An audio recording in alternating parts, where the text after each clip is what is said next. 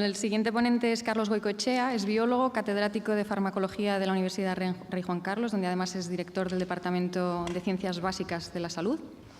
Es investigador y su línea de trabajo se centra en el estudio de los mecanismos fisiopatológicos que controlan el dolor. Y en este contexto trabaja también en el sistema endocannabinoide, que en contra de lo que ha dicho uno de los políticos en la mesa, tenemos evidencias científicas y clínicas más que suficientes para justificar la utilización de cannabinoides en los casos de dolor. Cuando quieras, Carlos. Muchas gracias. Bueno, soy Carlos Goicoechea, soy profe de farmacología y me han pedido que os hable de dolor. A vosotros. ¿Sabes? Es como decir, bueno, ¿qué hago yo aquí? Hablándoos a vosotros de dolor. Pero en el fondo sí que puedo hablar un poco de dolor, porque todos sabemos de dolor. Porque ¿hay alguien que no haya sufrido dolor alguna vez? Yo creo que es algo muy evidente, ¿no? Y eso es muy bueno, porque todos en principio podemos entender el dolor, pero también es muy malo. Porque el dolor es una cosa muy complicada. Porque el dolor es una cosa muy difícil. Porque, yo qué sé, hablamos de hipertensión y sabemos cuáles son los niveles de tensión arterial que tenemos que conseguir. Hablamos de diabetes y sabemos cuáles son los niveles de glucosa que tenemos que conseguir. ¿Cuánto dolor podemos aguantar? Los que tenéis aquí dolor crónico, seguro que ninguno pensáis en un dolor cero, ya ni esperáis eso. Esperáis controlar un poco el dolor, esperáis poder seguir haciendo vuestra vida. El dolor se convierte en algo muy complicado de gestionar, algo muy complicado de tratar. Y por eso tenéis dolor. Porque a día de hoy todavía no hemos encontrado cuál es esa cerradura que decía Manuel esta mañana, esa cerradura que abra todas las puertas que nos ayuden a controlar el dolor. Mirad, el principal problema que tenemos con el dolor es que todos sabemos cómo empieza el dolor. El dolor empieza con una patología, algo que te ha pasado.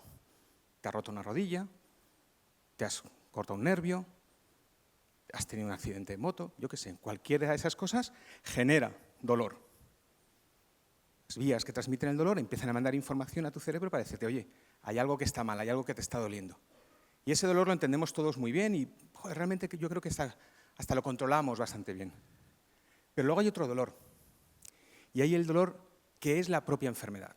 Es decir, el dolor cuando pasa el tiempo, el dolor cuando no se resuelve fácilmente, se convierte en una enfermedad en sí misma. Una enfermedad que no tiene nada que ver con la causa que lo provocó.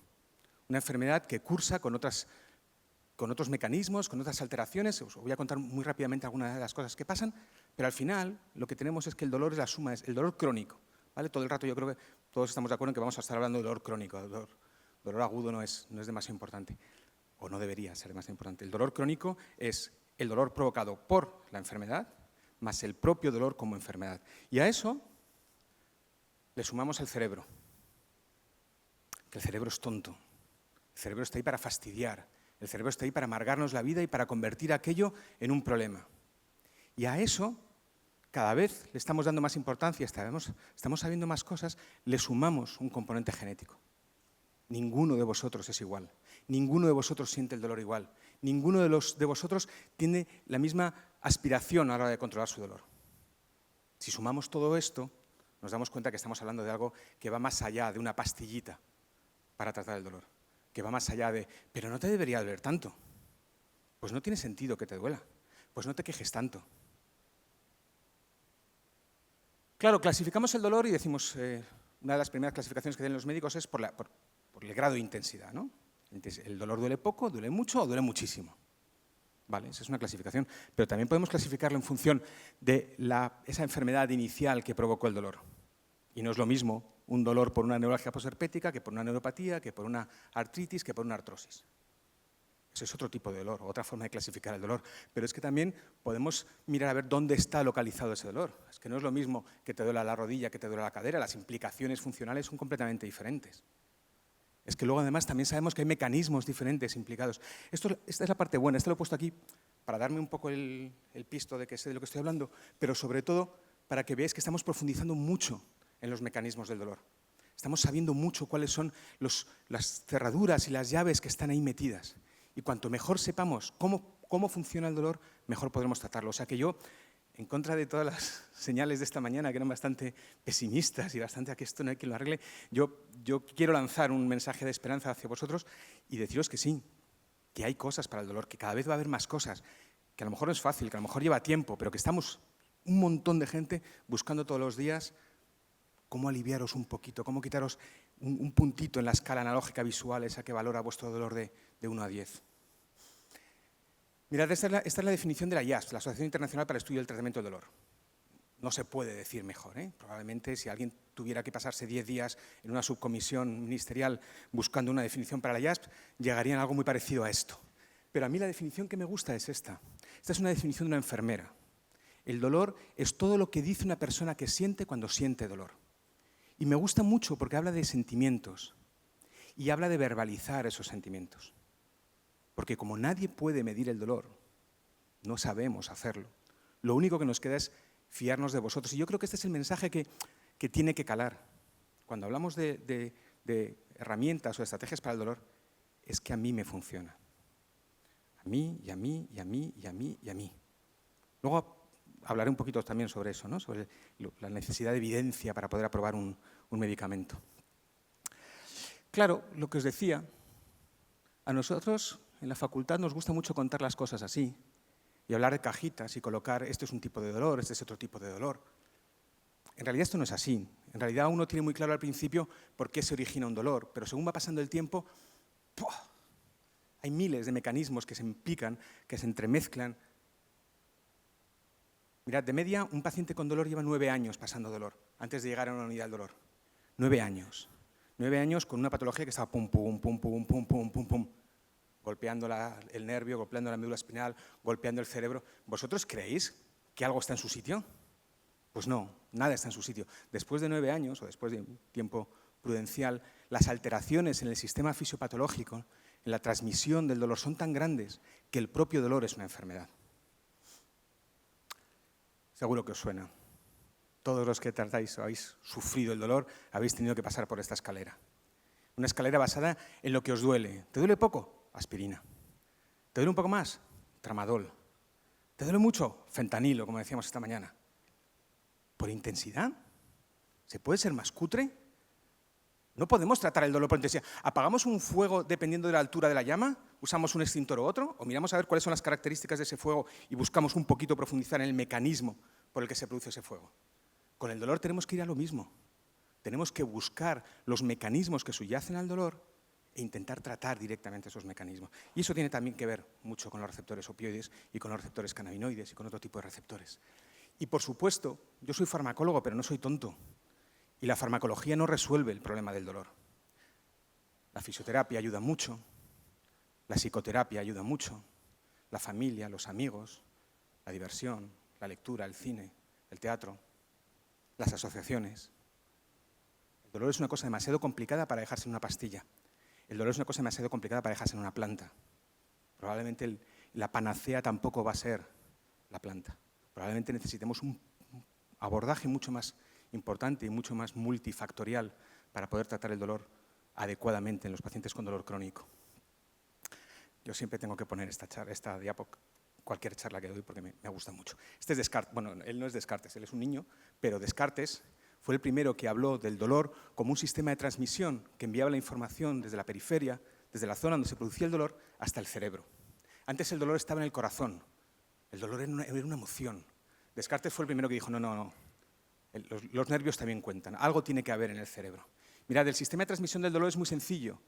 Desde la periferia, he puesto la piel, pero podría ser cualquier sistema, una neurona envía la información a la médula espinal, que está aquí localizada, la columna vertebral. Ahí entran todos los nervios espinales por lo menos, y de ahí suben al cerebro.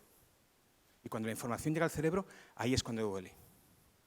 Os tengo que contar todo esto porque al final os voy a hablar del cannabis, os voy a decir que el cannabis funciona, pero quiero que entendáis que como esto es muy complicado, que funcione el cannabis en todo el mundo también es muy complicado. Quiero que entendáis lo complicado que es el dolor para que entendáis lo complicado que es esto que decían esta mañana de la evidencia y de conseguir una buena respuesta para todos los pacientes, ¿no? Esto es una neurona y las neuronas se hablan con otras neuronas y son neuronas las que están enviando esa señal hacia el cerebro. Y cuando la información llega al cerebro es cuando se crea la sensación del dolor.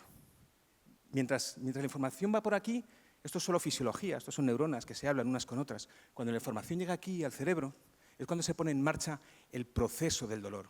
Es cuando integramos esa información y cuando el dolor se hace consciente. No lo haría nunca, pero si yo os cortara el cuello, no sentiríais dolor. ¿Por qué? Porque no hay cerebro, no hay dolor. ¿Vale? Y eso es tremendamente importante.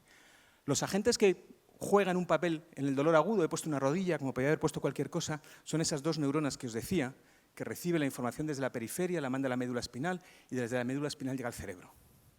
Y del cerebro a la corteza prefrontal, la parte de aquí, delantera del cerebro.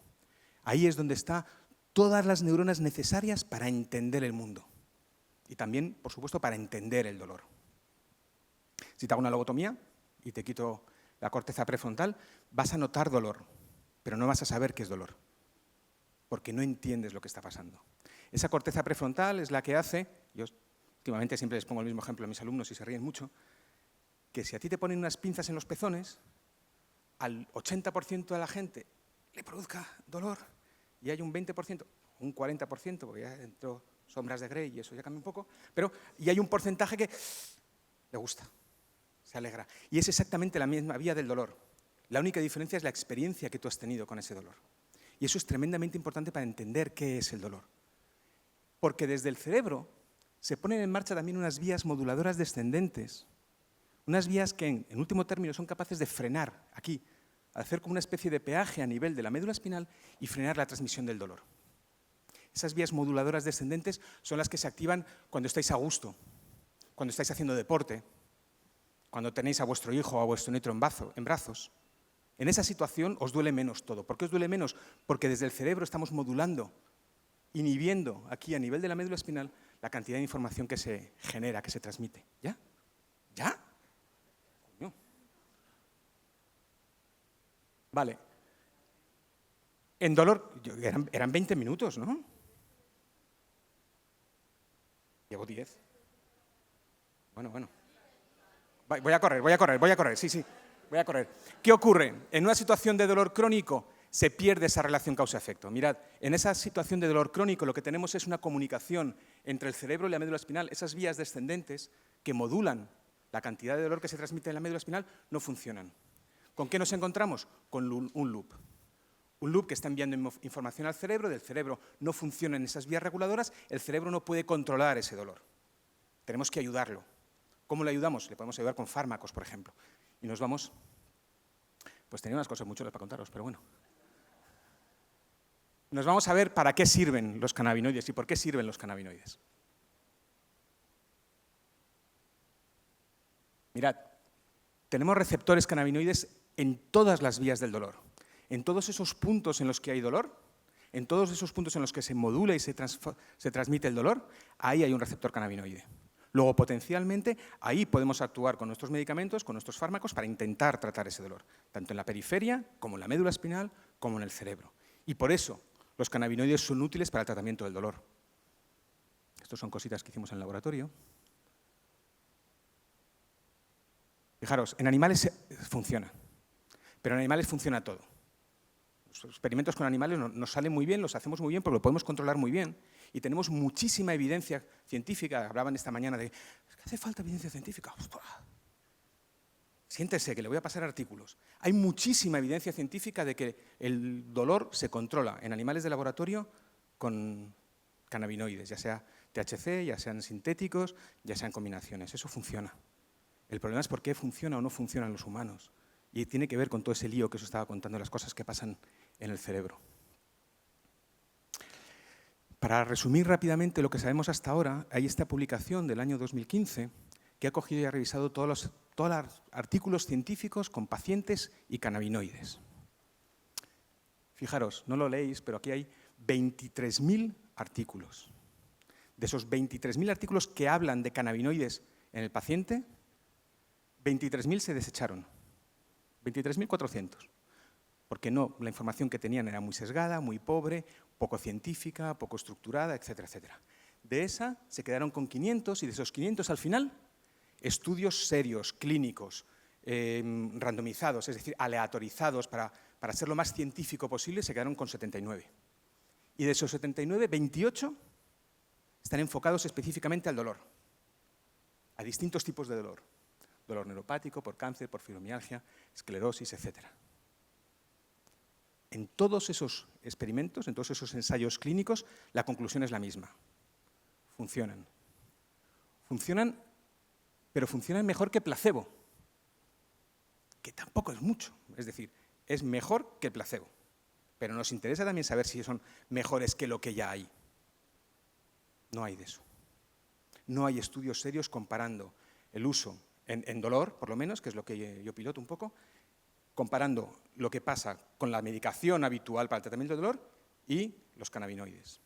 Pero los cannabinoides frente a placebo son mejores. Pese a todo, estos mismos autores, pese a decir que sí y que hay cierto sesgo en muchos de los trabajos, su conclusión es que hay una evidencia moderada de calidad. Evidencia moderada de calidad significa que funcionan. ¿Son mágicos? No. ¿Tienen efectos secundarios? Sí. Ahora que no nos oye nadie. Coño, claro. ¿Cómo no van a tener efectos secundarios? Si se unen a los receptores tendrán efectos secundarios, como todo. Por supuesto, como todo. Estos son los ingleses, que estos sí tuvieron una comisión parlamentaria que llegó a la conclusión de que sí, de que había buena evidencia para el uso del dolor. En dolor por cáncer también funcionan. Mirad, esto está hecho con ratones, ya termino, de verdad. Esto está hecho con ratones. Los ratoneros, que somos los que nos dedicamos a hacer cosas con ratones, somos muy sensibles a los pacientes. Y lo que queremos es buscar solución a vuestros problemas. ¿Qué ocurre? Que estábamos estudiando mal. Estábamos pinchándoles a la rata productos sintéticos, que vosotros no usáis. Estábamos intentando pincharles THC solo, que vosotros tampoco usáis. Ahora están empezando a salir artículos en los que intentan mimetizar lo que vosotros ya estabais haciendo. Y mirar a ver si en los ratones conseguimos, o en las ratas, cosas que se parezcan un poquito. Y efectivamente, fijaros, este trabajo es chulísimo. Un modelo de dolor neuropático, ¿vale? En un modelo de dolor neuropático tú das THC o cannabidiol. Distintas dosis, ¿veis aquí? En miligramos kilo, que producen un efecto determinado. El THC a los 14 días, la dosis de 10 miligramos kilo produce su máximo efecto. El cannabidiol, la dosis de 20 miligramos kilo, produce su máximo efecto. ¿Qué ocurre si las damos juntas? En una proporción de 1 a 1, que tal vez no sea la mejor proporción, eso seguro que hay gente aquí que lo sabe mejor que yo. El máximo efecto, que se parece bastante al máximo efecto del THC, 0,31. ¿Qué significa eso para un pequeño farmacólogo como yo? Me estás diciendo que estoy consiguiendo el mismo efecto con dosis 10 veces menores de THC y de cannabidiol que si los das juntos. ¿Qué significa eso? Menos efectos secundarios. Buena eficacia terapéutica, menos efectos secundarios. Esto ya lo sabíais vosotros. Nosotros los ratoneros hemos sido un poco más torpes, pero lo vamos sabiendo también. Y gracias a ese tipo de investigación esperamos poder ayudaros y progresar mucho más. Termino con esta. La revista Pain, por cierto, esta que está aquí arriba, es una revista que se dedica al dolor, como su propio nombre indica. Y en los últimos años ha ido creciendo muchísimo el número de artículos que han salido en relación con el cannabis. Había muy poquita información o muy poquitos artículos sobre cannabis y dolor. Este es un trabajo muy chulo. Han ido a preguntarle a los pacientes, a un pequeño grupo de pacientes, bueno, pequeño, casi 1000 pacientes, que ya reciben cannabis médico en distintos dispensarios, les han preguntado por qué estáis aquí, qué os pasa y qué tal va los cannabis. Y con eso voy a terminar. Mirad, la mitad prácticamente vienen ahí por indicación médica. El médico les ha puesto un tratamiento con cannabis medicinal. La gente lo usa. Y de los que no han ido por indicación médica, van por indicaciones en las que ellos, como pacientes, consideran que se pueden sentir beneficiados de utilizar el cannabis medicinal. Ya lo veis ahí, artritis, migraña, fibromialgia, intestino irritable, cáncer, diabetes, etc. De los que han ido por dolor, casi todos van por dolor de espalda. El dolor de espalda es el dolor más prevalente y más insidioso que hay ahora mismo en cuanto hablamos de dolor crónico, ¿no? Pero también van por dolor neuropático, dolor abdominal, dolor a consecuencia de un trauma, un accidente de tráfico, cualquier cosa de estas, dolor oncológico, incluso dolor menstrual, el dolor de la regla. Bueno, pues todos hablan de por lo menos un 70% de alivio. Claro, los que están en contra del cannabis tienen un coño claro. Si van y lo siguen usando, si no, no irían. Entonces, si estás preguntando a los que van, pues lógicamente van porque les funciona.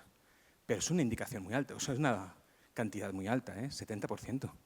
Y cuando les preguntaron qué es lo que más te gusta de tomar cannabis medicinal y qué es lo que menos te gusta de cannabis medicinal, estamos hablando de pacientes con dolor nada más. Bueno, pues mirad, el 36% lo que más le gusta del producto es que mejora su salud, es que están mejor. Por eso vuelven, lógicamente. Hay un 14% que vienen porque se sienten más a gusto ahí que comprándolo en la calle. Porque están encantados de poder consumir algo que está controlado y que está regulado. Y hay un 14% que se alegra de otros efectos no directamente relacionados con su patología, pero su estado de ánimo, su calidad de vida ha mejorado, etcétera, etcétera. Y estos son casi, ya veis, la mitad de los pacientes refieren efectos beneficiosos asociados a esos 3 ítems, a esos 3 valores. ¿Y qué es lo peor? ¿Qué es lo que menos les gusta a los pacientes con dolor crónico? Es caro. No sé, no tengo ni idea de cuál es el precio de estos productos en Estados Unidos ni en España, pero el 28% se queja de que es muy caro. Luego hay un 21% que se queja también de los efectos de la planta, tanto los efectos secundarios directos como de los indirectos. Es curioso, les molesta el olor. No les gusta el olor y no les gusta la sensación de llevar el producto y que pueda oler y que alguien les pueda pillar, les pueda acusar de algo, porque el tercer punto es lo que opinan los demás de ellos. Eso es fácil de evitar. Ese 11% de pacientes o ese 11% de opiniones que consideran que lo peor, lo más negativo de la planta es lo que piensan los demás de ellos, se acabaría con la legalización, imagino, ¿no? Por lo menos. ¿Sabéis por qué la planta no está autorizada? Aparte por muchas otras cosas, por esto. Por un concepto que llamamos medicina basada en la evidencia. Para que un producto se pueda recetar, para que un producto se pueda vender, hace falta lo que llamamos evidencia. La evidencia se obtiene a través de un montón de ensayos, un montón de estudios, un montón de estadística que demuestra que comparando un grupo control con un grupo tratado, es decir, un grupo placebo con un grupo tratado, hay diferencias significativas lo suficientemente importantes. ¿Hay ensayos de esos? Sí los hay. ¿Suficientes? Pues depende, como todo en la vida. Hay gente que considera que sí, hay gente que considera que no. ¿Quiénes consideran que no? Los que tienen más intereses o bien en controlar lo que ya existe o bien en hacerse un huequito para controlar lo que vaya a existir. ¿Vale? Yo creo que el principal problema del dolor es este. Nuestro dolor es insoportable, pero el dolor del otro es exagerado siempre. Yo creo que, sea por el camino que sea, al final vamos a conseguir llegar a donde queramos, porque estamos trabajando mucho y estamos trabajando bien, y esta reunión es un ejemplo de lo que hay que ir haciendo. Hay que oír hablar a todos y hay que respetar la opinión de todos, remangarse y seguir trabajando. Muchas gracias.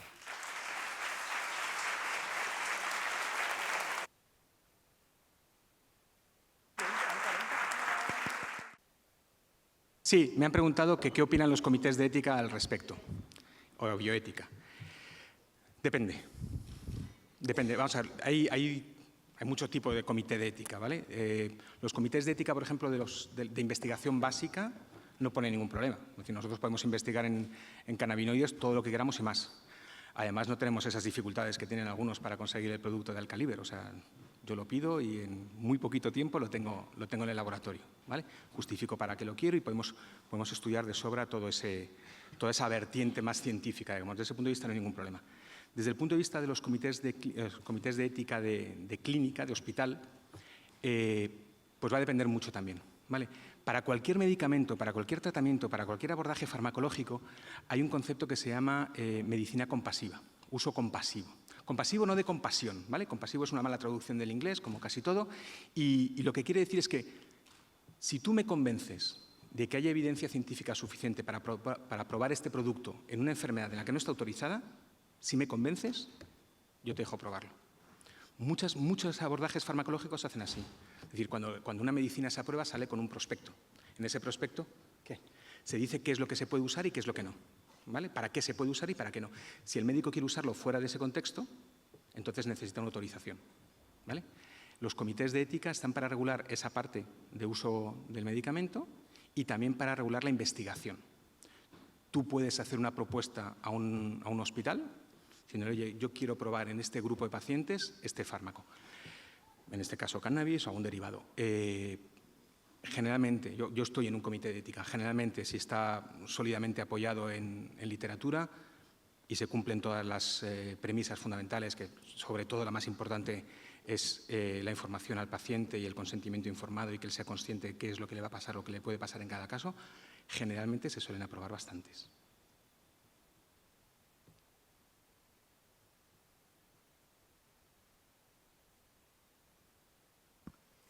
¿Estáis trabajando en la Rey Juan Carlos en este momento? ¿Estáis trabajando con pacientes con el dolor?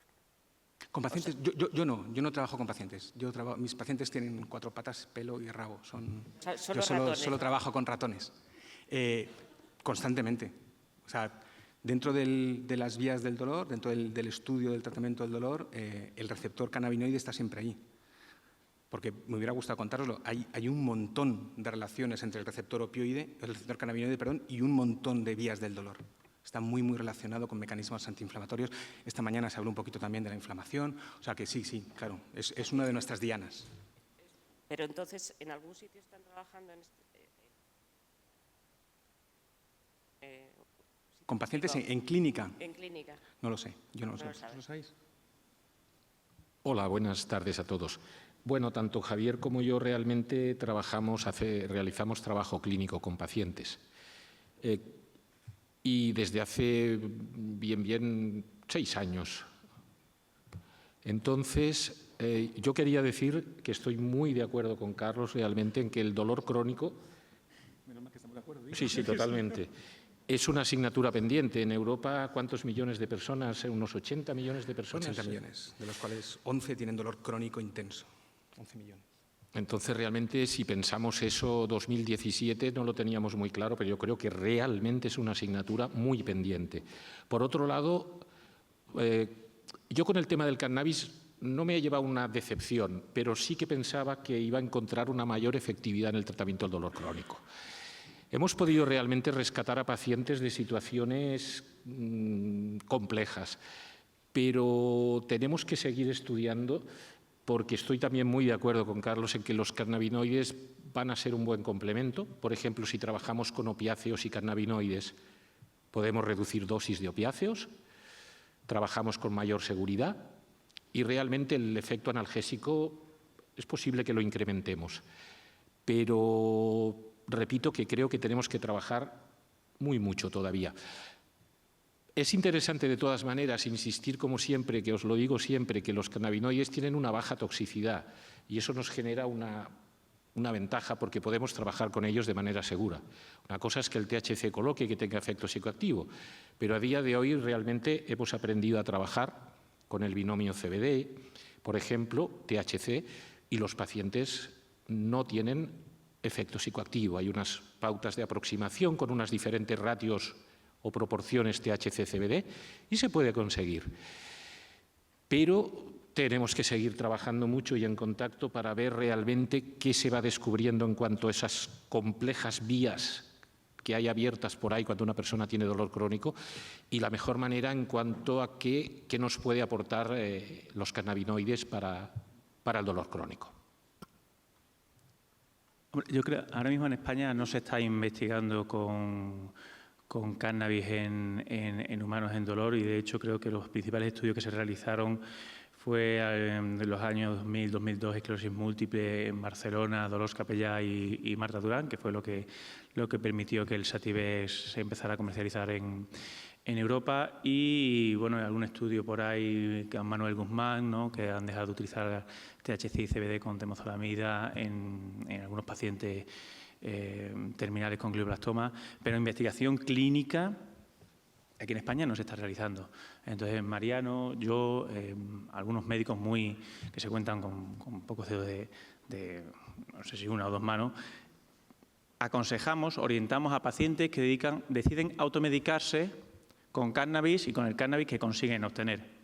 Ya sea porque cultivan sus propias plantas, porque su hijo les obtiene el cannabis en el mercado negro, ya sea porque pertenecen a un club social de cannabis, ya sea porque utilizan solo CBD porque lo compran en Internet, CBD que no es de un grado farmacéutico porque bueno, son empresas que no consiguen obtener un medicamento a base de CBD y entonces pues investigación, no se hacen ensayos clínicos, lo que sí tenemos por lo menos supongo que Mariano lo habrá visto a lo largo de estos años y yo también lo he visto, es la clara mejoría de pacientes a nivel individual, cada uno de ellos con su particularidad de que, bueno, pues cada uno utiliza un producto completamente diferente porque no existe un producto estandarizado con el que nosotros los médicos podamos tratar el dolor diariamente y de una forma clara a nuestros pacientes, ¿no? Existen casos en los que en unidades de dolor se está prescribiendo de forma aislada el Sativex, ¿okay? Pero eso no es suficiente como para tener una base científica suficiente como para decir se ha hecho un ensayo clínico aquí en España con dolor.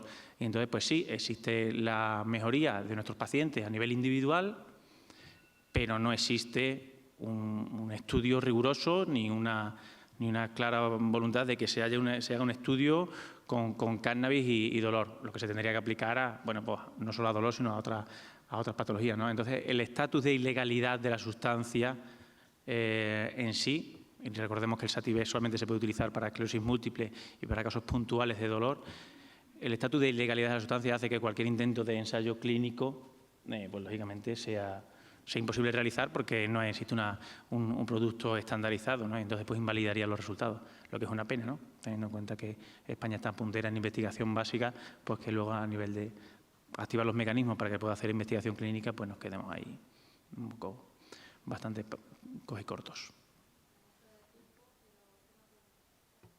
Sí. Quería haceros una pregunta. ¿Hay alguna dosis máxima recomendada o que se haya estudiado de CBD? ¿Existe dosis máxima en el CBD? Pues se oía que no existe dosis máxima, o sea que... Yo creo que los estudios que se han utilizado en dosis máxima creo que rondan los 1.600 miligramos en dosis única, ¿okay? Y el último estudio que se ha utilizado CBD para buscar efectos secundarios, ¿okay? En dosis que rondan esos valores, lo único que han encontrado ha sido una bajada de la presión arterial de entre 5 a 10 miligramos de tensión arterial, lo que es encima el paciente hipertenso, pues no solo no es un efecto secundario, sino que encima es positivo. Es decir, yo creo que no existe una dosis máxima de CBD en la que se haya encontrado toxicidad, porque es que además el CBD es una sustancia tan interesante que yo creo que es la primera molécula con uso medicinal a la que no se le consiguen encontrar prácticamente efectos secundarios. Sí tiene interacciones por vías metabólicas hepáticas, ¿no? Interacciones con otros medicamentos, pero como efectos secundarios son prácticamente inexistentes y yo creo que la dosis máxima tolerable, pues yo creo que nunca, no sé, en ese sentido, yo creo que los 1.600 miligramos han sido en estudios lo que se ha utilizado. No sé si Mariano tiene alguna... No os puedo aportar nada que no haya aportado Javier. Que sepamos, esa es la dosis que se está utilizando con un paciente esquizofrénico, pero no se han detectado, no se han descrito niveles de toxicidad con el CBD. Realmente la bajada de tensión arterial es hipotensor, el cannabidiol. Hay una cierta tendencia al estreñimiento cuando se utiliza a medio-largo plazo. A largo plazo todavía no deberíamos considerar que tengamos resultados. En un futuro se verá, pero de todas maneras pensar una cosa, tanto THC como CBD realmente las dosis máximas pues pueden ser muy altas y como son de baja toxicidad, el THC cuando uno se intoxica todo el mundo acaba dormido, luego te despiertas. Y el CBD realmente, lo que ha dicho Javier, esas son las dosis máximas que se están utilizando por el momento sin reportar toxicidad aparentemente. Muchas gracias. Muchas gracias.